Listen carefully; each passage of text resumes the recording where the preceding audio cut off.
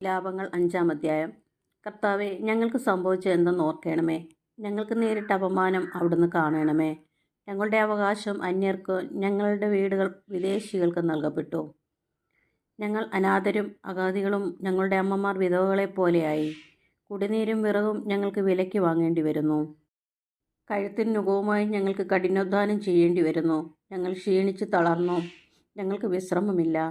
ആവശ്യത്തിന് ആഹാരം ലഭിക്കാൻ ഞങ്ങൾക്ക് ഈജിപ്തിലെ അസ്സൂര്യരുടെ നേരെ കൈ നീട്ടേണ്ടി വന്നു. ഞങ്ങളുടെ പിതാക്കന്മാർ പാപം ചെയ്തു, അവർ മരിക്കുകയും ചെയ്തു. ഞങ്ങൾ അവരുടെ അകൃത്യങ്ങൾ വഹിക്കുന്നു. അടിമകൾ ഞങ്ങളെ ഭരിക്കുന്നു, അവരുടെ കയ്യിൽ നിന്ന് ഞങ്ങളെ മോചിപ്പിക്കാൻ ആരുമില്ല.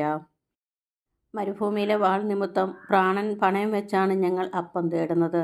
ക്ഷാമത്തിൽ പൊള്ളുന്ന ചൂടുകൊണ്ട് ഞങ്ങളുടെ തൊലി ചൂള പോലെ തപിക്കുന്നു.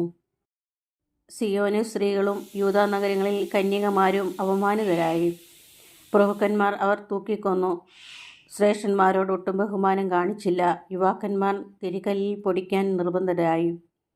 ബാലന്മാർ വിറക് ചുവടിൻ്റെ ഭാരം കൊണ്ട് തളർന്നു വീഴുന്നു. വൃദ്ധന്മാർ നഗര കവാടങ്ങൾ ഉപേക്ഷിച്ചു. യുവാക്കന്മാർ സംഗീതം ആലപിക്കുന്നില്ല.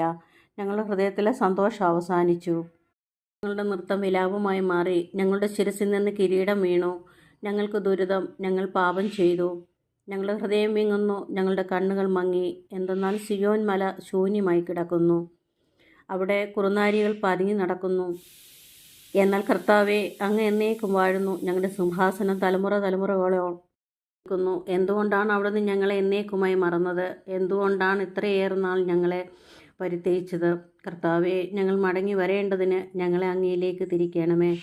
ഞങ്ങളുടെ ദിനങ്ങളെ പണ്ടത്തതുപോലെ ആക്കണമേ. എന്തെന്നാൽ അവിടുന്ന് ഞങ്ങളെ നിശേഷം ഉപേക്ഷിച്ചു. അവിടുന്ന് ഞങ്ങളോട് അത്യധികം കോപിച്ചിരിക്കുന്നു. ആമേൻ.